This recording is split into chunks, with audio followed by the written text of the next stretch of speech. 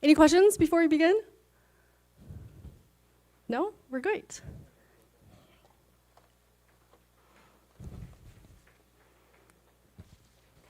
And now, let's please welcome Vice President of the Republic of China, Taiwan, Madame Bi Kim Xiao.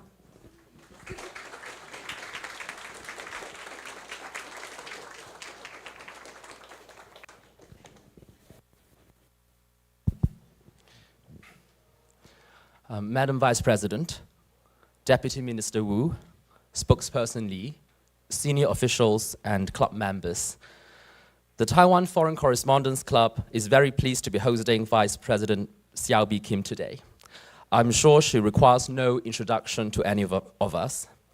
Having served as a lawmaker, the de facto ambassador to the US, and now elected as the deputy head of state, the Vice President is one of the most powerful voices for the country. Today's event could not be more timely. Taiwan is at a key juncture, not only in safeguarding its defense and security, but also in shaping its political and economic future. As the existing international order is being reshaped, Taiwan is charting its own way ahead, forging partnerships with old friends and new partners all around the world. Madam Vice President, today you are greeting a vibrant community of correspondents, diplomats, and other international friends. This session is certainly the highlight for the club this year and marks the latest in our events with cabinet ministers, opposition politicians, experts, and VIPs from abroad. We are very much looking forward to your speech. On that note, let's invite the Vice President on stage to speak with a round of applause. Thank you.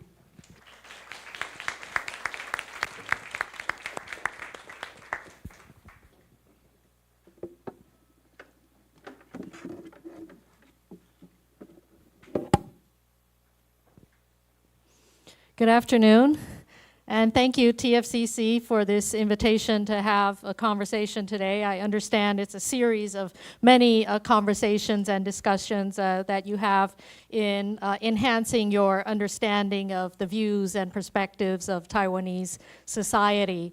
And as I was coming up in the elevator, I remarked to Thompson how over a decade ago, during my previous engagements with TFCC, there were just about a dozen foreign journalists in Taiwan, and how TFCC has really grown over the years. And I think this is a reflection, of course, in international interests in Taiwan, but also it's good for us in the sense that you can have a first-hand perspective from the Taiwan viewpoint.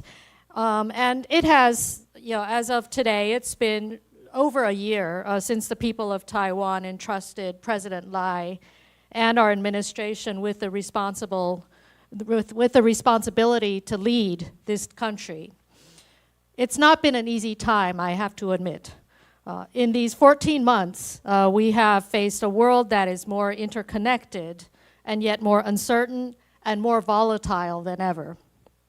But despite these challenges, we remain focused on delivering what we promised: a secure, democratic, innovative, and inclusive Taiwan, anchored in global partnerships and regional stability. So in my opening remarks, I thought I'd offer some reflections on our first year and also look ahead to what we are doing now and the work still to come. Now, Taiwan doesn't live in a vacuum. We operate at the center of one of the world's most dynamic and contested geopolitical environments. We face ongoing pressures from China, militarily, economically, politically, and psychologically. And over the past year, these pressures have only intensified. We've seen escalating military coercion, sustained gray zone activities, and economic coercion. But China is only one part of the broader, more turbulent global landscape that we're in. The world is undergoing simultaneous shocks and structural shifts, including conflicts and wars, trade tensions, disruptive innovations in artificial intelligence and other technologies, and of course, transnational challenges, extreme weather, such as what we just experienced in southern Taiwan, pandemics, cyber attacks, and all of these continue to test the capacity of the international system to respond. And at home, we face our own structural tests. Like other industrialized nations, we are addressing the realities of a rapidly aging society, a declining birth rate, and the need for intergenerational equity. We're working to close gaps between different regions of Taiwan, between traditional and emerging technologies. And we're driving dual transformations toward a net zero and digital economy, both of which require public investment, private innovation, and deep social adaptation. These long-term challenges require action now, and in the meantime, our domestic political competition is further sharpened by disinformation and China's active interference, posing strains on the cohesion of our society. So, we have a lot of work to do. Navigating all these internal and external challenges to ensure that Taiwan's economy and democracy remain resilient. Now let me walk you through some of our priorities, the progress we've made, and of course the path forward. First of all, let me address our defense. Over the past 2 weeks, you've witnessed the Hanguang 41st exercises, which coincided with the urban resilient drills. You may have noticed that we have undertaken efforts to reform and integrate in our national defense strategy, one rooted in both military modernization and the resilience of our society at large. Our military reforms are focused on building a force that is capable, credible, and responsive to the specific threats that we face. That means investing not only in hardware, but in doctrine, readiness, training, and human capabilities. We have increased our defense budget to historic levels with a focus on asymmetric capabilities, joint operations, force integration, modernizing our reserve forces, extending military conscription, and improved training, investments in our domestic defense industry as well. But modern security threats do not stop at the battlefield. Taiwan is facing a multi-domain challenge that includes cyber attacks, disinformation, supply chain disruption, and economic coercion. And that's why the President's administration, President Lai's administration, is also building a whole-of-society resilience architecture. We are pursuing this through multiple integrated lines of effort, including civil defense training, critical infrastructure protection, strategic stockpiling, communications resilience, sheltering, financial resilience, cybersecurity, and more. The goal is to foster unity, preparedness, and endurance, not only in the context of deterrence, but also in fortifying our ability to cope with the frequent natural disasters that impose damage upon our society. Next, let me talk about the cross-strait relations, since I know many of you are very keenly interested in this topic. We approach the cross-strait relationship with both principle and responsibility. President Lai has reiterated our government's commitment to upholding peace and stability in the Taiwan Strait. Taiwanese people are peace-loving and among the friendliest and most generous in the world. We do not seek conflict. We will not provoke confrontation.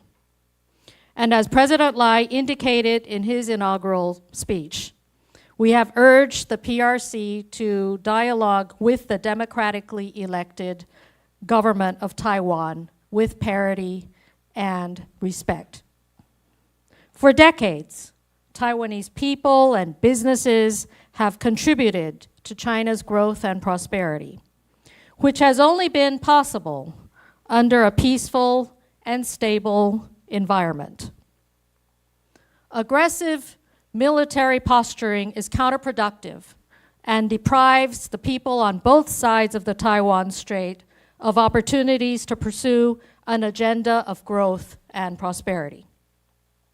Unfortunately, in addition to PLA military maneuvers, we have seen a dramatic uptick in provocative and proactive CCP efforts to infiltrate, sabotage, and divide our society. And that is why President Lai, to protect our democracy and social cohesion, has outlined 17 lines of effort in response to the CCP's deployment of hybrid tools to weaken us and disrupt the status quo. Defending the status quo is our choice, not because it is easy, but because it is responsible and consistent with the interests of our entire region. Next, let me address the economy and our international partnerships. Taiwan's economy is highly interconnected and integrated with the global economy. We are a critical node in global technology supply chains, but we are also dependent on global markets to grow and prosper. So we continue to pursue partnerships with our friends and like-minded societies. With the United States, our negotiators are literally working around the clock to strive to reach an agreement on reciprocal tariffs to achieve trade balance, while also promoting further bilateral cooperation in technology, investments, and other areas. With Europe and like-minded democracies, we've expanded cooperation on trade, green technology, semiconductor supply chains, satellite and space, among other areas. Recent agreements with the UK and Canada also serve as a foundation to promote further trade and cooperation. Across the Indo-Pacific, we continue our new southbound policy to foster investment, academic exchange, and regional integration. With our diplomatic allies, our foreign ministry has initiated the Allies Prosperity Project, aimed at sharing Taiwan's knowledge and services in developing key areas of digital, green, health, and resilient economies. In short, Taiwan is not only just building our economy, we are doing it in a way that is interconnected and also supports the growth and prosperity with our partners together. To remain competitive and sustainable, Taiwan is embracing two critical transitions: artificial intelligence and net zero. In AI, we are investing in data infrastructure, nurturing local talent, and promoting the responsible deployment of advanced technologies.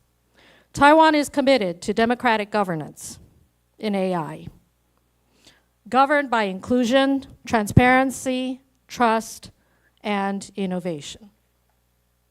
In energy, we are modernizing our power grid to ensure greater resilience and reliability as we continue the rollout of renewable energy and new storage solutions. At the same time, we remain open to exploring new clean energy technologies that are being developed around the world in anticipation of growing needs in the coming years. Finally, we believe that economic growth must serve all of Taiwan, not just a few industries or regions. So we are investing in balanced development by balancing resources across the different regions of Taiwan, and also by supporting traditional industries through digital transformation, in addition to the cutting-edge technologies that have been such a focus in the international community. We are also working to expand childcare, elderly care, and affordable housing, education access, so as to ensure, again, growth is balanced and inclusive. We seek to equip our workforce with upskilling programs and youth initiatives, plus a social safety net reform, ensuring that economic transformation uplifts our society together. All of the priorities that I just listed, and I don't want to go further down the laundry list of all of the workload that is stressing us out, but that we are also shouldering and carrying on at full speed. But I just want to say that our priorities, I believe, are also aligned with the values that we share with many of you in this room. Taiwan is not a passive actor. We're not only reactive, we are shaping our future through partnership, innovation, and democratic resolve. Now let me stop there, and I look forward to addressing your questions. Thank you.